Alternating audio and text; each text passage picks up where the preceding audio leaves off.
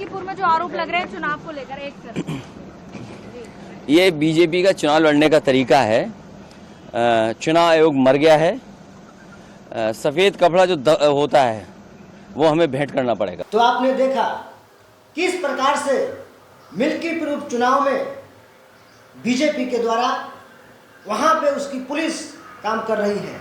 वहां पे चुनाव आयोग चुपचाप सोया हुआ है। बस चुनाव आयोग किस काम का है ये समझ में नहीं आ रहा है। आप इस वीडियो में देख सकते हैं किस प्रकार से चुनाव के दिन पूरे इलाके में ऐसा लग रहा है जैसे उस दिन बहुत बड़ा रैली निकलने वाला है।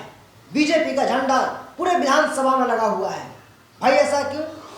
नियम ये कहता है कि जब चुनाव हो उस दिन या उस एक दो दिन पहले एक भी झंडा बैनर नहीं होना चाहिए। तो फिर चुनाव आयोग क्या कर रही थी? क्या चुनाव आयोग सो गई थी?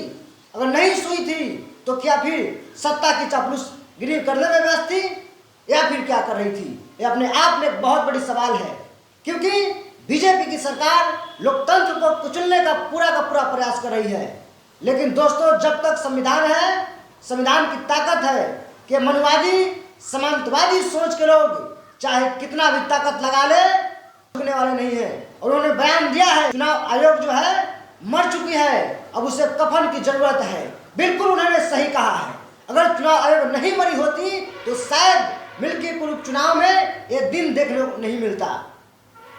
दोस्तों, आपको बात सोचनी होगी कि जो बीजेपी कहते थी कि अच्छे दिन आएंगे, क्या यही अच्छा दिन है कि लोकतंत्र को कुचलने का साजिश रचा जा रहा है?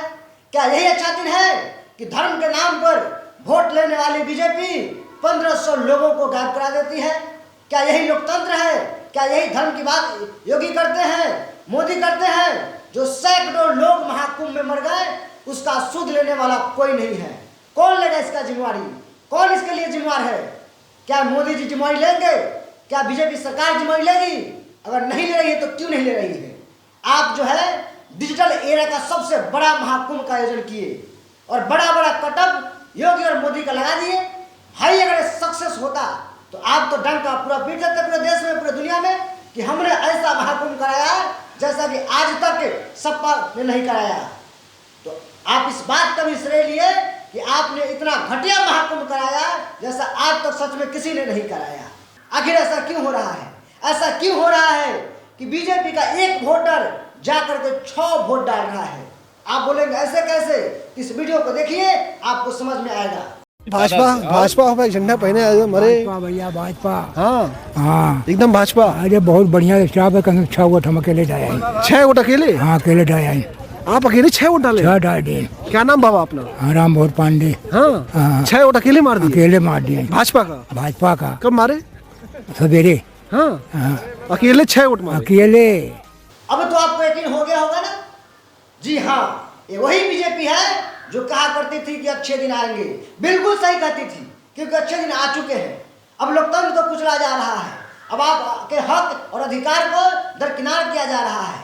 अब सामंतवादियों को और मनवादियों को बढ़ावा दिया जा रहा है, जातिवाद को बढ़ावा दिया जा रहा है। आप देख पा रहे होंगे किस प्रकार से बीजेपी की सरकार यूपी में वहाँ के कॉलेजों में, यूनिवर्सिटियों में किसी एक विशेष जाति के लोगों को प्रोफेसर के तौर पर नियुक्त कर दिया है। ये सोचने वाली बात है।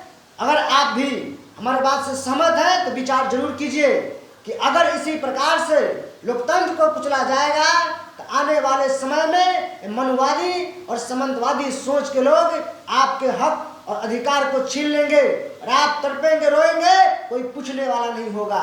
कभी भी वक्त है, जगिए, समझिए और इन मनवादियों को खह दिए और भगाइए। बाकी वीडियो कैसा लगा कमेंट करके जरूर ही बताइए।